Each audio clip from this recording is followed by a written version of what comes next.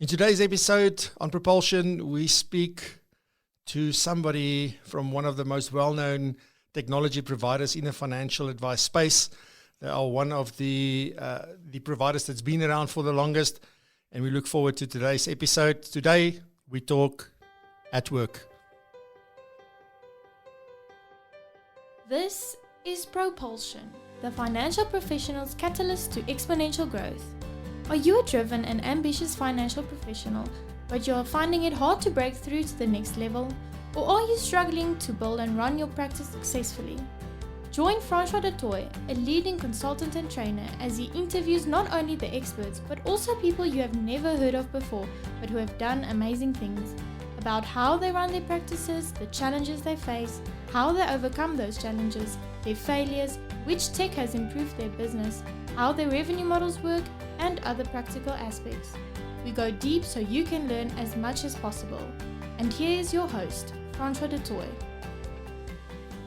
With over 7,000 users at the moment, atWork has become one of the most famous and the most widely used financial planning tools and CRMs in the financial services space.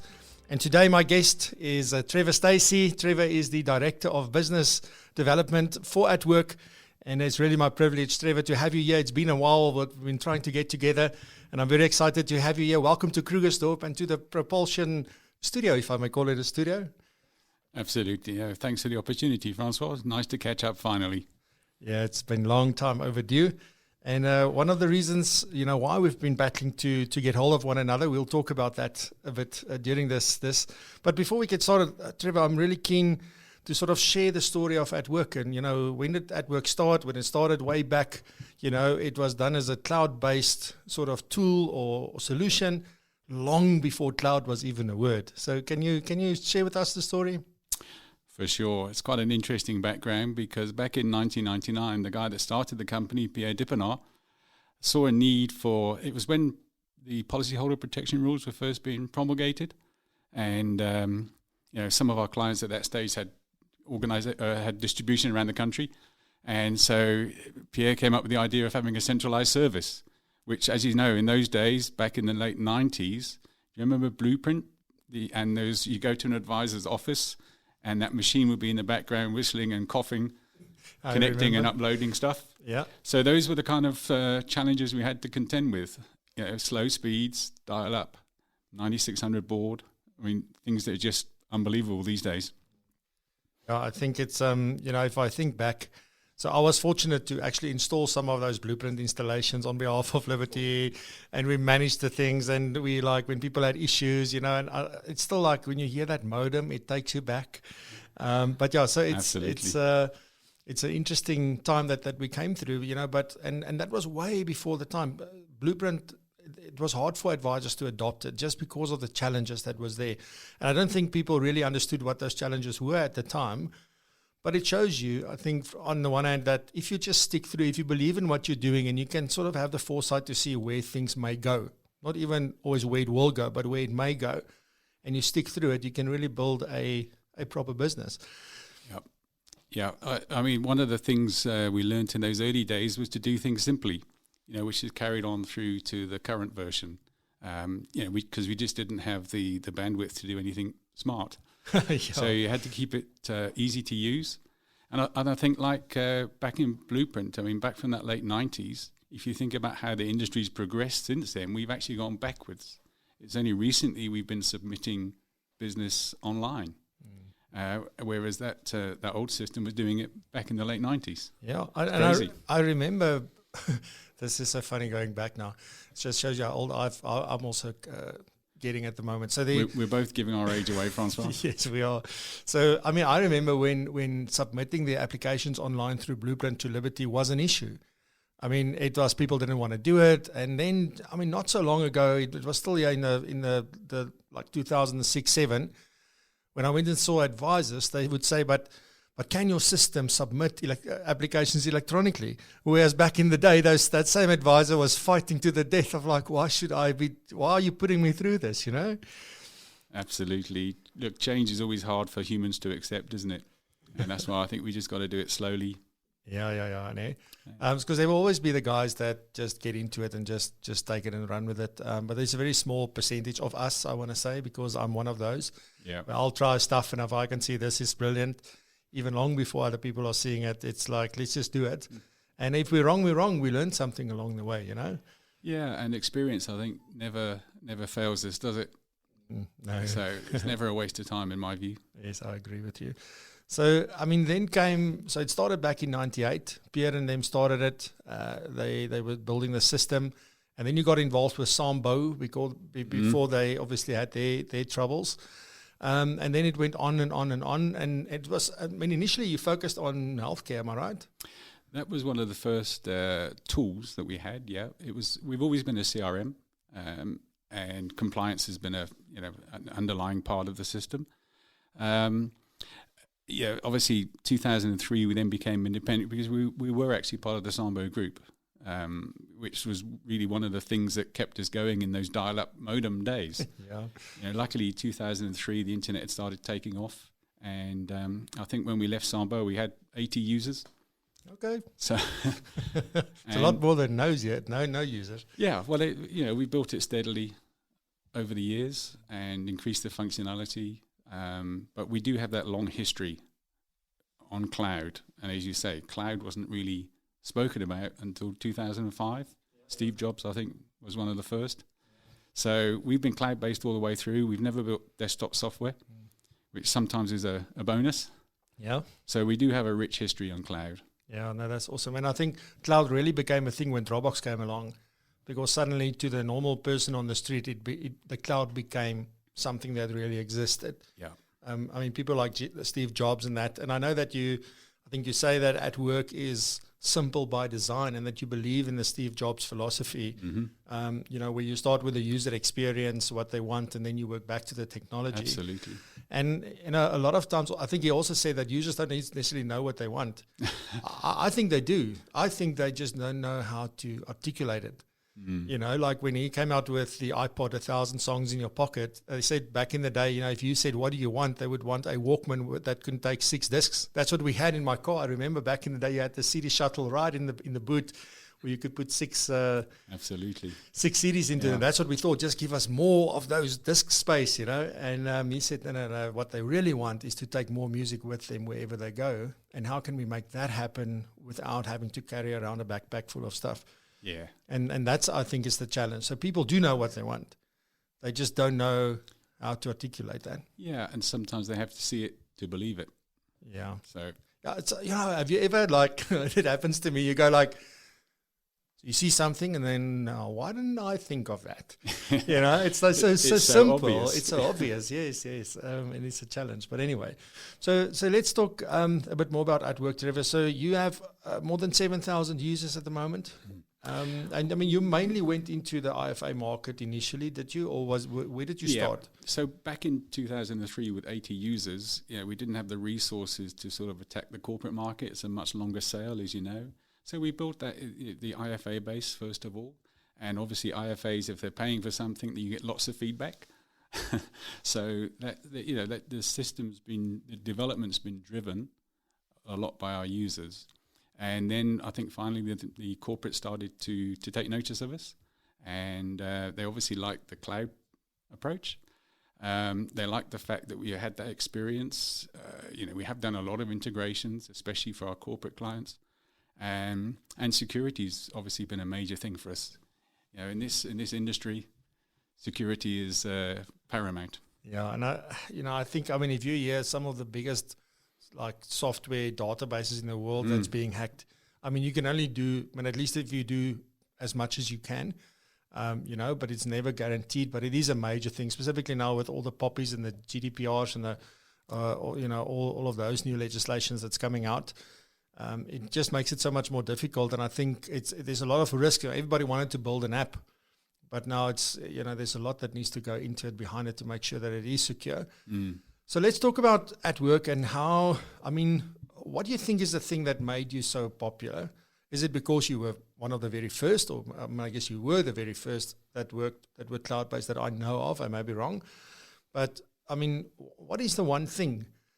I know a while back, Cobus Klein asked on LinkedIn, so which systems and why and blah, blah, blah. And most of the people said atWork.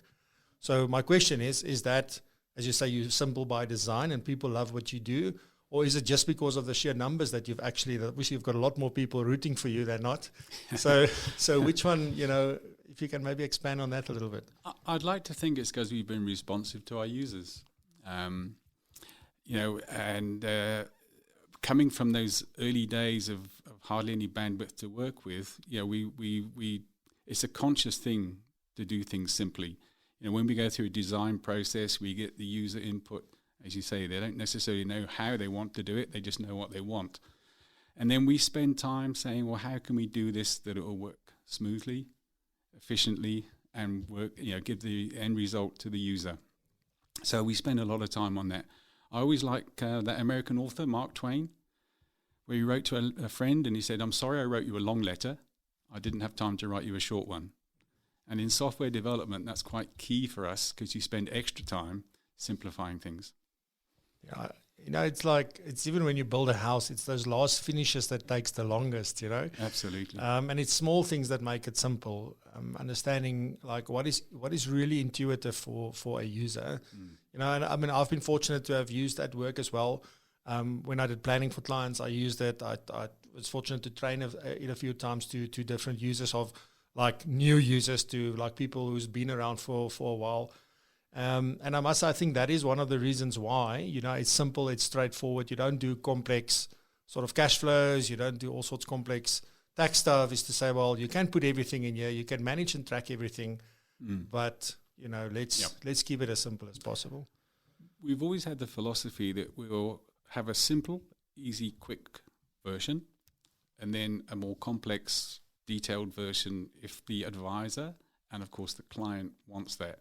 So I think one of our success factors has been that we make things easy for an advisor to interpret to the client. The FBI was last week, the FBI convention. I think every third or fourth speaker was talking about explaining, making things simple for the client. We've made it simple for the advisor, which hopefully makes the client experience simple as well and successful. That's what everybody needs. Yeah, and I think, you're touching on experience. I've been harping on about client experience a lot now for quite a couple of months. And I can also, I saw just on LinkedIn some of the posts about the FBI convention. I unfortunately missed that. But a lot of the speakers were touching on client experience. Absolutely. And I think the challenge is to let people understand what does that actually mean, and then how can technology support that experience, So it's I think it's really a journey for everybody, and to say, well, if this is what you use and this is sort of the technology behind it, if the advisor has bought into it and the advisor believes in it and the advisor knows how to use it properly, it will definitely go a long way in supporting the client experience. As you know, trust in our industry is a big factor. Our clients got to trust the advisor, and in turn the advisor has to trust us, and hopefully we built that trust with them. You mentioned customer experience. We do have a new version of atWork coming out, if I can just jump ahead. Yeah, please. You're jumping like the gun with me, but it's cool. Let's talk about the new version. That's cool. Well, it just leads back to that simplicity and thinking of the user. So we now have a team of UX designers, user experience, which ultimately leads to customer experience. So just to reinforce that point. Okay.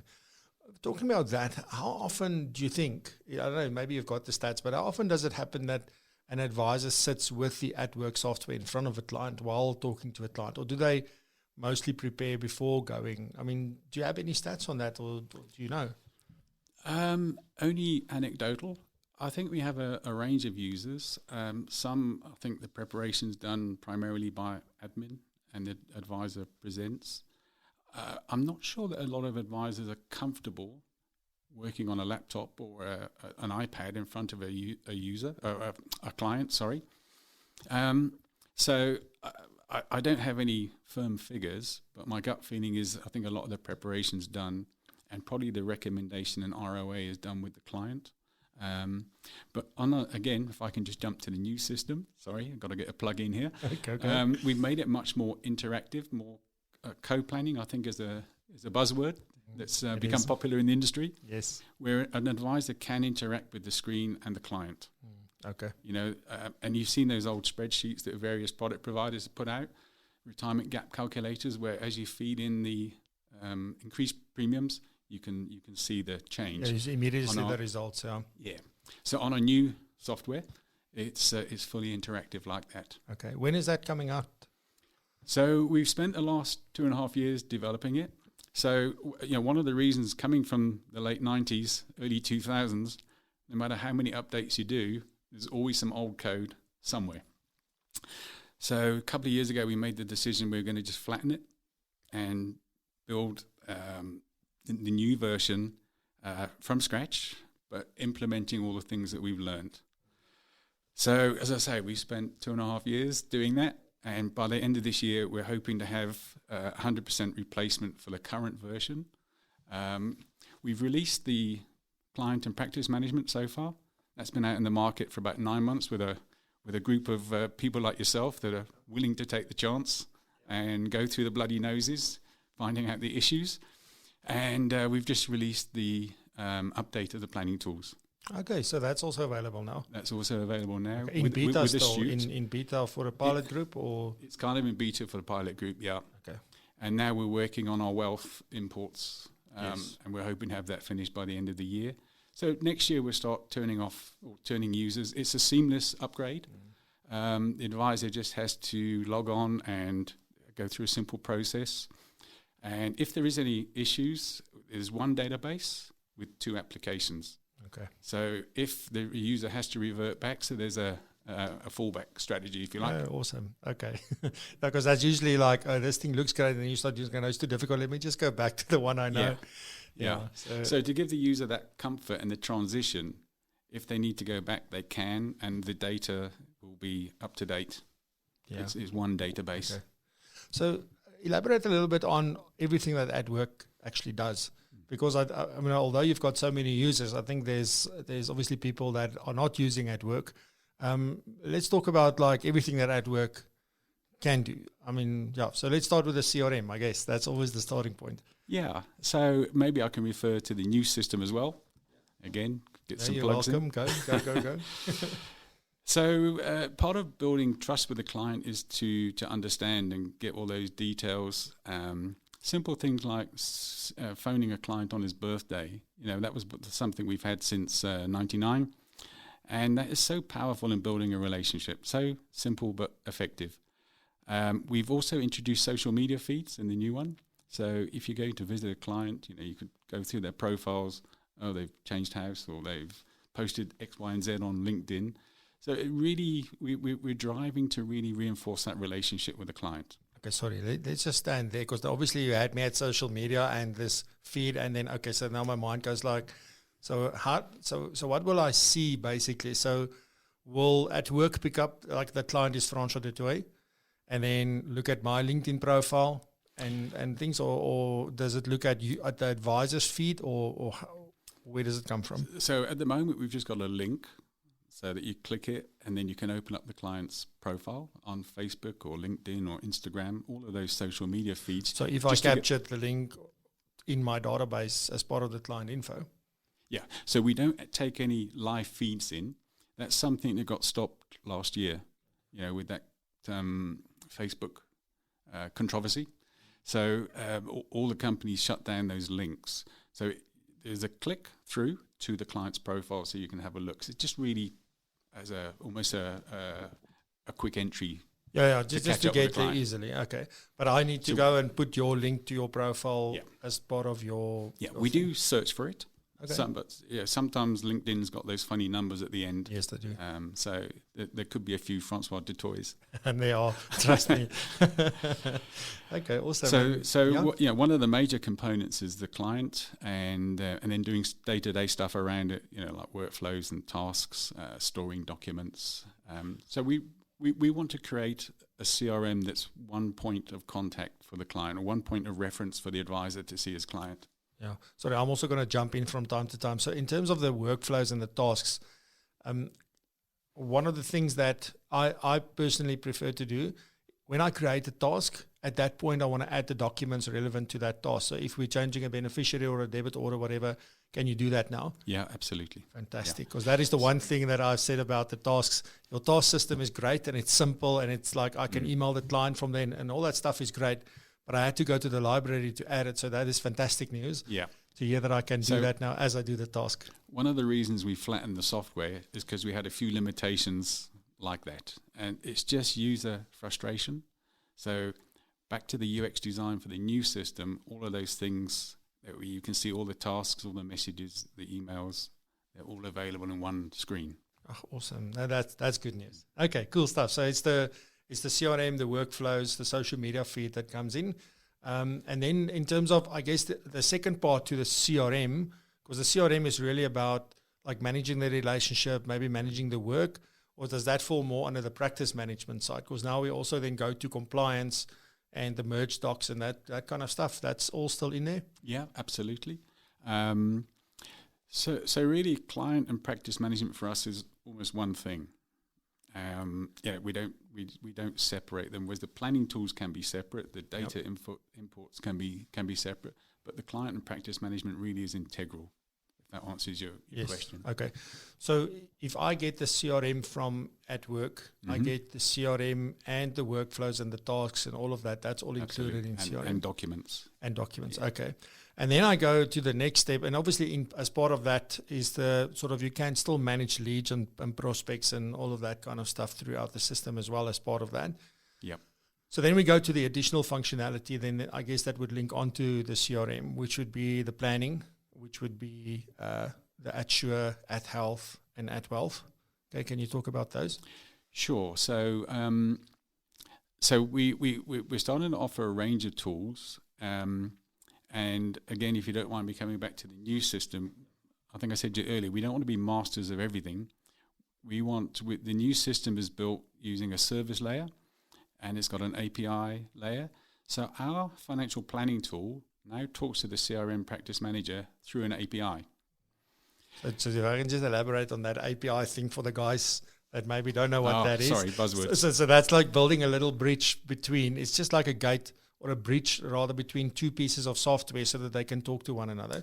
That's really all it is. So all it means is it's share data. That's and they can share data, and it's a standard thing. So you can have, you could literally have a, let's say, let's name names. I can have an Elite or an X-Plan and a atWork. Different components of those actually speak to each other if they all have API capabilities. That's basically the 100%. Yes. Yeah. Okay. So our first sort of offerings are going to be a link to a risk profiling tool, Finametrica. I'm sure a lot of your listeners know that.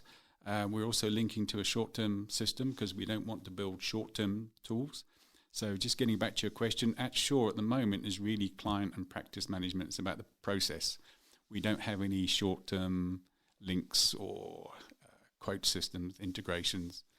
We don't do that sort of thing. We want to stick to that knitting, which is why we created an open system so our users can create a best of breed. Yeah, but that's the way to go. I think you and I met like enough because we've been meeting for a number of years.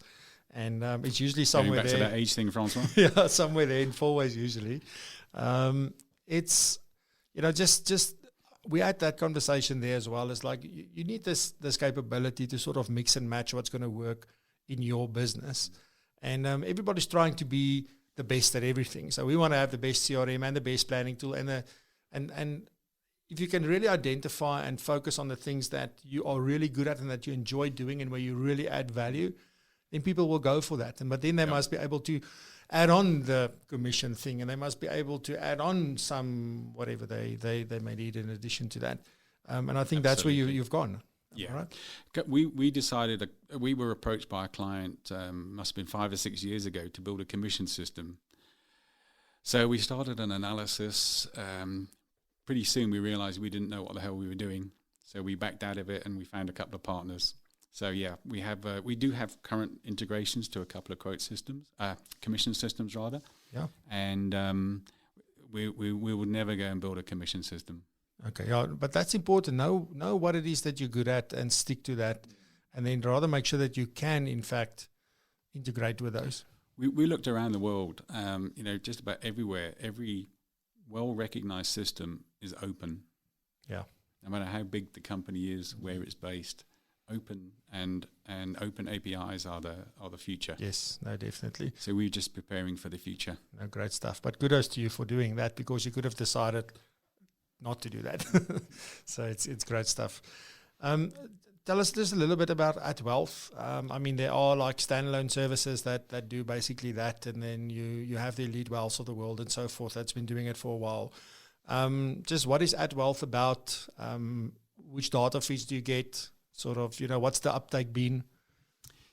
Yeah, so part of delivering value and saving time for our users, we saw a lot of our users were mainly capturing, which is just a nightmare with the amount of wealth data that's there.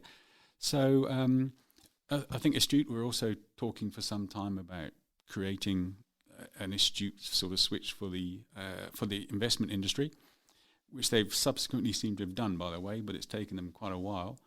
So we went out, working with users, we approached various LISPs, and we now get data feeds. There is no standard like Astute and Life, but most of the guys, we get half a dozen different feeds from about 15 different LISPs. So it's all the majors. Won't give them any advertising, but any major list we have, we can import that data. There's obviously a process the advisor has to follow, because POPI and security, obviously. And then we have to go through a check from the LISPs. But we get that data.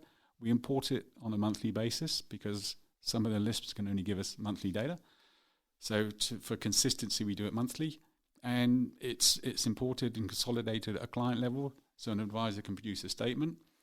We don't do any performance reports at this stage, because we got to that stage when we released it.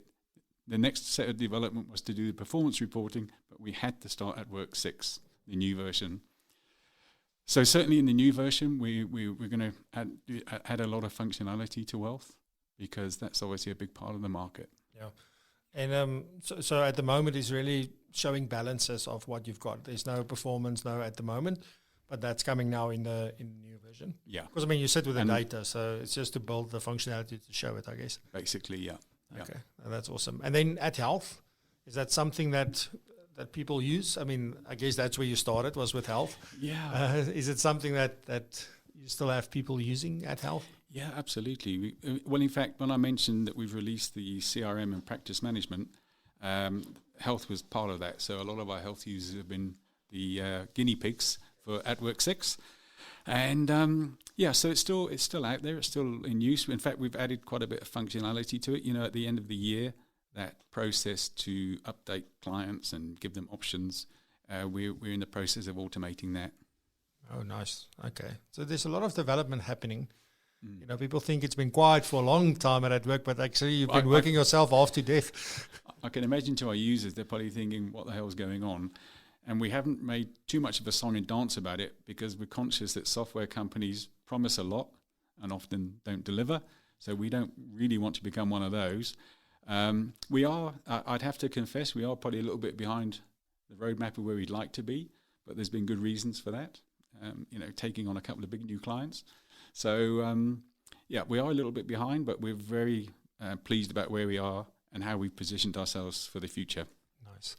So, I mean, talking about clients, I want to talk about two things when it comes to clients. So who are some of who's your oldest client, your longest standing client? Not oldest, let me not go oldest, but who's your longest standing client? Do you know offhand? It would be Fourth Dimension, 4D Health. Okay. They were the guys that were part of Sambo with us. Okay. And so they're still a client. Yeah. We've got a number that I probably wouldn't like to mention their names. Okay. Yeah, I know. So we got quite a few. A lot of our users have been with us for a long time, and we've had steady, consistent growth over the years as well, which has led us to this 7,000 plus users. Yeah, I mean, it was about 2 or 3 years ago when you and I met, and when we had the discussion around how many users you've got, and at that stage it was about 5.5. So, I mean, growing another 2,000, if you think there are only so many advisors anyway in South Africa, it's not like we have hundreds of thousands. It's a small group, actually. So I think do you know how you stack up against the other system guys? I mean, just from a market share perspective? We understand, if you look at industry figures like Astute and their transactions, we're certainly the second biggest, and there's then quite a gap to the other providers. Obviously, there's an Australian company that most people would know that are biggest. As you know, they've got quite a few agency forces. But we're catching rapidly and steadily. Nice. Okay. So in terms of, recently, I know you've acquired some nice new clients in terms of the corporates. Are you able to sort of share who's some of your newest clients that's come on board? For sure. I think most people would know we have an agreement now with Liberty. We've had a bit of a long-term relationship, and we've had a number of their advisors paying us directly for the software. And so that's now converted to a full corporate deal with them. So that's accounted for quite a good bit of growth this year. We trained about 800 advisors in the last 3 or 4 months. We've integrated. One of the things I think for our corporate clients is that we're able to leverage off what we do for the independent into that space. I think one of your previous interviewers said he believes life companies and investment companies should stick to the knitting and do what they do best and not play around with software. Yeah. So that's the sort of conversation we like to encourage. And then we can do value adds in our corporates, such as online submission of business, back to the old blueprint, 1999, submit stuff online, take stuff out of the database, populate forms, submit it. Yes. And sign it. Yeah. Because I think that's a big thing. It's fine if we say we do these things electronically, but then you have to print everything out to get it signed. I mean, that doesn't make sense, does it? That's ridiculous. we, as I say, we've gone backwards in the last 20 years, in my opinion. But we're catching up fast. Yeah, I know we are. And so then the other question in terms of clients that I wanted to ask is there's something that everybody wants, but nobody knows that you've really got it. Okay, and that is client access. So the client, portal. The portal. So I mean, you were also now looking at me like, Franco, where are you going with this? You had me scared for a minute. Yeah, and everybody, I mean, this is brilliant to sort of have a login on your website where your client can go and click and then view their portfolio. I mean, just maybe if you can quickly elaborate on that, because that is something that's a huge value add from an advisor to a client. And if I'm not mistaken, you're giving that access for free. Yeah, absolutely. Francois, I'm glad you mentioned that, because we see that portal as a big function of the software. Going back to what I was saying about building trust, servicing is a huge part of that trust. And I saw some research recently that something like 40% of clients leave advisors because they don't return their calls timelessly. Second or third was they're not getting good service. So that's a huge amount of reasons why people leave. Part of the client engagement we see is giving them that electronic access. I don't know when the last time you went into your bank branch. I don't think I've been inside a branch for 2 years. Customers are used to getting things instantly. And really that's the idea of the portal. The other part was that, from a security point of view, about emailing financial statements, under POPI and Electronic Communications Act, we're not supposed to send unencrypted data. Now, for an advisor to manage encryption keys is a nightmare. So rather just send an email, the client can log on to your portal. We've got full security in there, second factor authentication, etc. And they can not only come to your website or the advisor's website, but they can get to their information as well. Yeah, and that's the way to go. And you've had it for a long time. That's why I say that I think it's one of your best kept secrets. Yeah. Can an advisor sort of manage what a client can and can't do when they give them access, or is it does everybody get sort of the same thing? What does this access entail? So on the current version of the software, it's kind of all or nothing. The advisor the client can update details, and a lot of advisors say, "Well, why do you allow that?" But we track that, and so we can see what the client has changed. Notify the advisor. We notify the advisor if the client visits, whatever they look at. But I think going into the future, and with this new software that I keep harping on about, there's a lot more functionality we're going to put onto that portal, such as some simple robo tools. So that's where the co-planning comes from.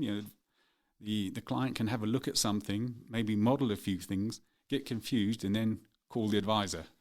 Or the advisor gets a notification, if your client was got stuck here. Yes. Also, there's various video conferencing tools available now. We'd like to put that on the portal. Okay. Again, not only from a sales, but I think most importantly, a servicing perspective. Yeah. So, there's a lot of plans we have for that client portal, Francois. I mean, absolutely. And I mean, you would see when you came here, like all these, we've got like so many poles and cables and stuff in the streets now because finally we got fiber in Monument and Krugersdorp. And, it just makes it, the more these things become available and the more people see that, but I can get uncapped fiber access for less than what I'm paying for my 10 gigs or whatever on mobile data, it's just, I think the adoption is just going to go up and up and up. I just said to Zina here when she's making appointments for me, or there's some software that we need to see for things that we want to do in another service in the business. And she said, but they can come here. I said, don't let them come here. Please, let's arrange an online meeting. Yeah. Let them show it to me. I don't have to nothing. It's fine. Let's do it online. It's done. And I just think because online we keep to times, it's quicker to do. It's easier. Nobody has to travel. No traffic. And then if we see, okay, we need to get together, then we get together. So I think that's going to be how it's going to go more. You won't establish a relationship necessarily that way. Yeah. But once there is an established relationship, more and more meetings can happen like that. No, 100%. I'd agree totally with you. There's a lot of talk about robo advice taking over and artificial intelligence. There's nothing, and that's why I came to see you today, there's nothing to beat a face-to-face meeting because you get those subtle things. Great for servicing, great for follow-ups, maybe to see your client 4 times a year instead of once, just a quick catch-up. But, and again, going back, I think we were surprised that not more advisors took that client portal opportunity up, especially as it was free. And I think it's just that getting used to it, and learning to engage in a different way. No, I agree. And I mean, there's systems out there that they focus on the fact that they create this bi-directional communication. That's their thing. They don't go into the planning tools. They don't go into those things. That's what they want to facilitate. Yet, and I mean, and atWork is not the only system. There are other systems that has that as well. But nobody is telling the client. Or the advisor that, listen, you can have this. I mean, other people are charging for that. If you want client access, you need to pay for it. Yeah.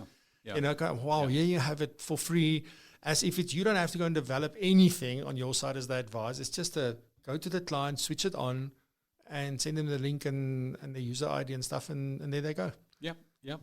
And they can contact you when they need. Yeah, no, it's fantastic. Then, the reason why you and I haven't been able to get together, I think we started talking about this. When was it? It was in April when I sent you the email the first time to say, listen, March, April. Yeah. It was. I think it was. Yeah, it was either end of March or in April. Is because you've been traveling overseas quite a lot. So is that for holiday or are you working? Is atWork expanding beyond the territorial waters of South Africa? What's happening? So mainly work. We've actually just opened an office in New Zealand. With our new software, it's much more configurable. So we're taking that to New Zealand. We actually had quite a few of our old users that have emigrated, and we got lots of opening the door for you. Yeah, there started lots of emails. There's only Australian systems available here. Please come and help us. So we went last year to their advice conference, met quite a few people. Their legislation is sort of following ours. Unlike Australia, which you probably argue is quite a bit ahead of us. Yes. The New Zealand one is probably a little bit behind. But, going to a new market. Sorry, still like the good old days back pre-2004. Well, I don't want to start an exodus of advisors, but they pay 200% commission still in New Zealand. Okay. But like all regulated environments, that is under change, attack. Yeah, it's got to change. Sure. So even though the market is small compared, in fact, I think we've got more users here of the users that we have than in the entire New Zealand market. Okay. So it's a nice entry point for us. Oh, nice. Good international experience. And I think their regulators quite similar to our FSCA in that they're engaging with the industry. Nice. I think, I know we not always complimentary of our government, but I think our regulators done a pretty good job over the years. Yeah. And I think, if you look at what's the intention behind all of these changes, it's just to help us run better businesses. 100%. That's really the intention. Yes, it's to protect the consumer. Yes, but it's to make it better for the entire financial services profession. Absolutely. I mean, the first thing it does, as you say, it takes away the people that aren't committed. Yeah, definitely. They can't survive the change. So, is New Zealand the only country? We've had a look in the Middle East as well. Legislation there probably is still evolving. We had a look at the UK as well, but that's a highly competitive market. So we want to gain some experience. I still have quite a few friends in Australia. So, yeah, we're going to start off in New Zealand and look from there, basically. We want to make a success, provide the same level of support we do here, same flexibility of the software. And I think with the new software, we'll be well positioned there. Okay. Did you employ local people there, or are you exporting people from here? So we're actually going back to their advice conference next month. We're having a stand there to launch the software, and but we've identified a couple of people locally that are in the industry, well known. One of them's an ex-South African, so that's always good. Good stuff. Awesome stuff. Then, in terms of the roadmap going forward, are there any big things that's sort of in the planning that you can talk about? I know those things are usually very highly like big secretive and all that kind of stuff. But is there anything sort of in the works that you think is going to take it to the next level? I think the real thing, one of the reasons we built this software is to be open, give our users choice, and even the planning tools now, as I say, they're becoming more collaborative with the client. I think that's a big thing worldwide. The client understands if they're engaged better. And with this new software, we'll be able to adapt much more quickly because we've gone to this services where basically things are componentized. At the moment, if we make a change on Astute, we've got to test for like 3 months. I mean, people probably wouldn't believe that, but we do 3 months of testing before we can do a confident production release. And in the new software, because it's more componentized, we can add components. We can just plug into the API to increase functionality. If we don't have the functionality, we can plug into somebody else. Yeah, and I guess with API, you can't really break what's already working. It's just that the bridge won't work, so meaning that the two won't talk to one another, but you can't break. Whereas if you do new development on an existing, you can break something. We can break something. Yeah, important. That's why we test for 3 months. Yeah, our uptime is very good. And I must say, talking about Astute, you must have the best, in my opinion, the best policy schedule / Astute import functionality, like of all the systems.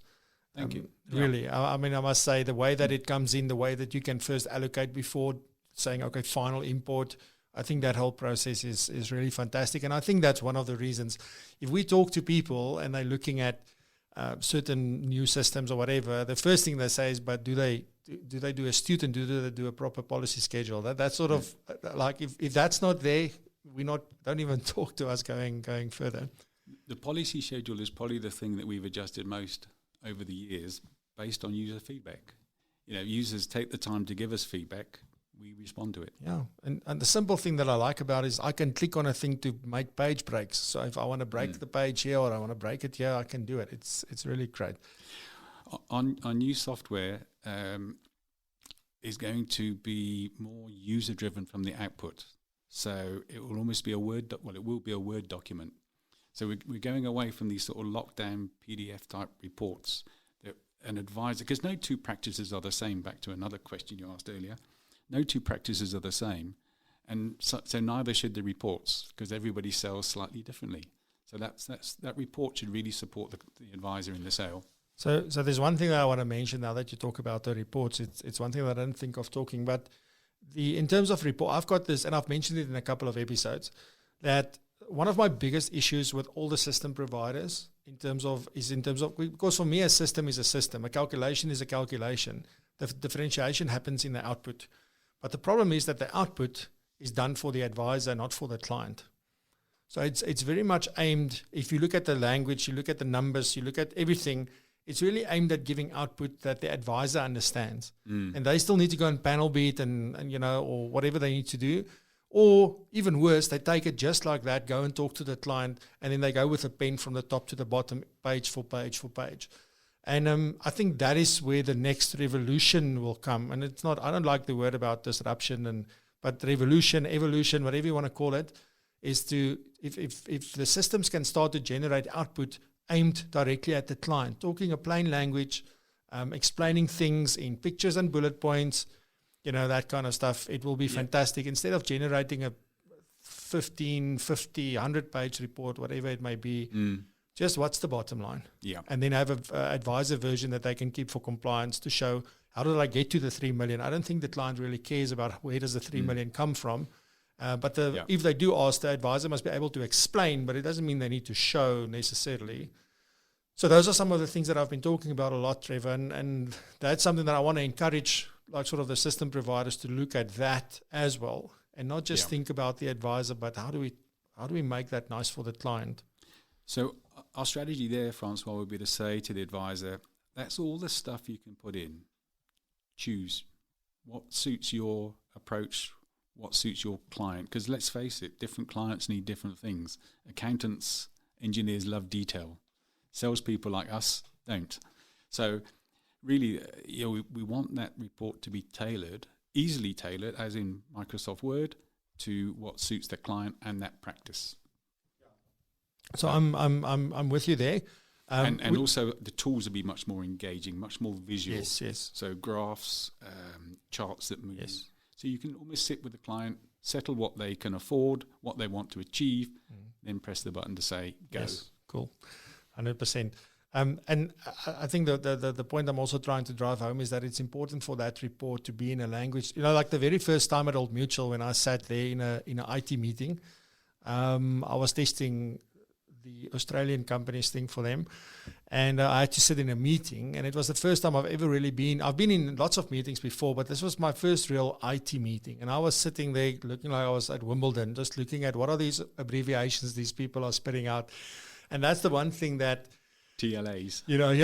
We can have too many numbers, or we can have too many technical explanations. We need to find the balance between like which numbers really matter to the client. For me, the client came to you with certain questions and they want the answers to those questions. Let's not worry about the rest. So we need an output like that. Is it also possible then for me to sort of give you my own report and sort of customize so that when I generate the report, it's not just, even though I can go and tick, so I can tick I want the introduction and I want this and I want this and I want this. Can I even have my own report in there with my own format? Can we customize to that level or not? Francois, what we're driving towards, you mentioned our merge documents earlier, where we can take a product provider application form, pull data out and merge it into that document. That's what we want to do with the report. Okay, but then just pull the F&A stuff as well, because at the moment it's only the database. Absolutely. So the new version, every field on the database is available on that merge facility. So the report will be, you want your risk graph in there that you've agreed with the client. You want the recommendation in there. You want to put some personalized message in there. Why did we do this? Awesome. Just to reinforce it with the client. Okay. But in the internet we talk about mass customization. So that's what it will be, that you could, in theory, customize for every single client. Yes. Okay. When all those things are out, please send them to me because I want to learn how to do that. I did invite you to I can help your users as well. Absolutely. So I think that's awesome. Then in terms of, I think one thing that you've also been very good at is your fees, your pricing model. Can you just, for people that maybe don't use atWork, how does it work? At atWork? How does it work at atWork? So atWork is based on a license for an advisor, or every user needs a license because we audit every user. And in the new version, of course, and also we've recently got ISO 27001 accreditation. It's how you manage the users, how you ensure, how you identify that user. So it's important for everybody to have a login, number one, but also within the system you can track those changes, who's done what. So at the moment we charge $780 plus VAT for an advisor, because we want the advisor and their assistants that they have to work together, because the system is very communal, as you know. We charge 50% of the price for every assistant. Okay, so is it an advisor with an assistant, or is it an advisor and an assistant? So an advisor would be $780, and the assistant would be half of that, $390. Okay, cool. So in total, it means just to over prove 1,000. that I can do maths. Yes, you can. So that's just over 1,000, about Just over 1,100 or yeah. so for an advisor and his assistant. Correct. Okay, Yeah. awesome. Yes. And that includes training, support. I just wanted to ask, because that's important, because obviously what kind of support and what kind of training do people get? I mean, I must say that as well. There was a few times that I went out to do training and we picked up certain things, and then you do live chat or you email or you phone, and really the support has been great. I mean, I could never ever fault your support from atWork side specifically. So in terms, because that's the most important thing, just getting started. Like, what do you do to help people get started? So training is free, because we believe that we want the users to really get involved, to get the value for money, and then hopefully they'll stay users. We don't have any practice development consultants, but we would work with third parties for that. For if a user needs another session, the other thing I'd like to look at going forward is those short sort of sound bites, clips for, everybody learns things by podcasts and YouTube these days. I think there's a lot of change coming there in the training. We're still, like with robo-advice, we still believe in face-to-face for training, because there's real value there. And sometimes, a user gets the system, not because they've made the decision, because someone else has made the decision. So part of it is making sure that every user is committed to the product as well. No, that's crucial. But support has always been key for us. We've spent a lot of time and effort building a support department that works. Yeah, because I can promise you this, I've seen this a lot happen, where you can be fantastic at sales. You can be fantastic at getting them in, getting them sign the deal. You can even be great at onboarding them just onto the system. But if the training and the support falls flat, then you've got a long-term problem where, and I think that is crucial. And then the other thing I want to sort of mention as well is, I mean, I don't have that much experience with atWork from that point of view, but what I find with many of the other systems are that sometimes when a user says, this thing is complicated, or this thing is like, this thing isn't, it's usually because there's also sort of a little bit of, and I'm talking specifically about the planning tools, a bit of financial planning knowledge and skills that's needed. Well, I mean, you need that. It's a given. Without that, you can't use a planning tool properly. It doesn't matter who's you're using. Is that sort of also something that you think is a challenge sometimes in terms of the planning tools, so the F&A side and the retirement cash flow side and those things? Do you find that, a lot of the support happens because of? Yeah. Look, in the training, I think our trainers would say they spend quite a bit of time on financial planning principles and some background. In support, obviously, a lot of it is around product. But we're very happy to help our users wherever we can. And, if we need to do additional training, a user can attend our training course as often as they want. And I think that's going to get more popular now, because we also give CPD points for the training. Yeah, no, CPD has been the new buzzword thing. So even if you don't want to come to training, at least you'll get CPD, and then they do come. I know. So that's awesome. But I mean, I also want to commend you on that, to say, I don't think many of the of like all the systems that's available will necessarily say you can come once, but thereafter you need to pay. Or you can come, but there's a fee for that. And I understand it, because there's a cost involved. And I think it's, even when you're getting started, for you, it's easy to absorb that cost with 7,000 users. I mean, there's cash flow happening and that. So it's still costly, but you can absorb that versus a newer system that's trying to get into the market. They know they need to train, but it costs a lot. And it's like, sort of, so what do they do? Yeah. But I think as long as they deliver the value, but it's awesome. Also, if you say, well, listen, if you want to come 10 times, come 10 times. We'll give you cookies and coffee every single time. There we go. We always feed our users. Yeah, it's important. Yeah, no, we take a particular view that training and support is vital. So, we want to do everything we can to encourage our users to come. It's also an interaction point because our trainers are also involved in the F&A development. But here's the thing. You build a real relationship because you see them face to face.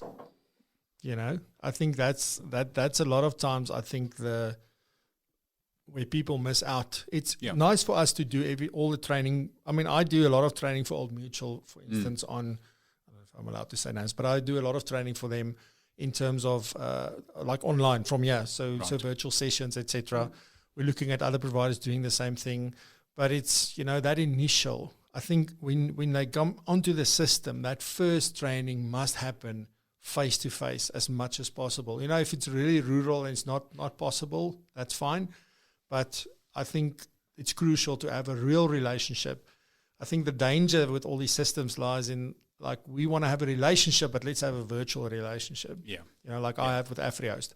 So I've never seen anybody from AfriHost, been with them for 9 years. But or Vodacom. Or Vodacom. Yeah, let's not talk about Vodacom and MTN. But I mean, at least here you have the opportunity to build a real relationship and really get involved. And I think you've been good at that because everybody knows about Trevor and Gus. I think those are the two names you hear because Gus is always like, funny and busy. And obviously people tend to talk to you a lot as well. So there's real people behind the system. Yeah. For us, the training is an opportunity to enhance the sale. That's literally how we look at it. We want to get in front of our users. We want to get feedback from them. Yeah, that's important. Trevor, that's it. Thank you very, very much. I really appreciate you coming through, as I said. And I really want to wish you well. And may New Zealand hold a World Cup for you or something. But thanks for your time. Thank you, Francois. Been a pleasure being here. Thanks. Thank you for listening to Propulsion. If you found this episode valuable, please subscribe and leave us a review on iTunes or your favorite podcasting platform. This will help us tremendously. For more about Propulsion and other valuable information, please visit our website at propulsion.co.za.